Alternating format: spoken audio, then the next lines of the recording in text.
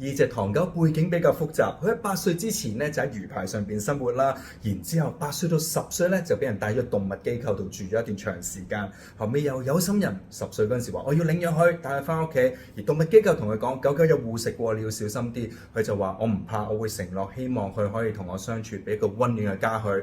咁然之後一段長時間都好好啦，咁狗狗而家去到12歲啦，反而出現咗行為問題喎，就係男主人有一個組織咗新家庭，狗狗咧就有啲異常啦，護食嘅問題會提升啦，就係咬到屋企人啦同埋朋友嘅次數反而密咗添喎。咁而家有啲咩做咧？咁我就要教佢哋重新去令到狗狗去平復翻啦，點樣餵佢會為之好啦。我哋請唔請佢食嘢好咧？因為請佢食嘢，佢機會咬你手喎。咁我哋係咪應該唔請呢？但係定還是呢個係叫做斬腳趾避沙蟲？而家有2個方法，大家未必可以試啊。但係你可以諗下 A 餵嘅方式好啲啊，定還是 B 啦？你哋可以留言俾我睇下啦。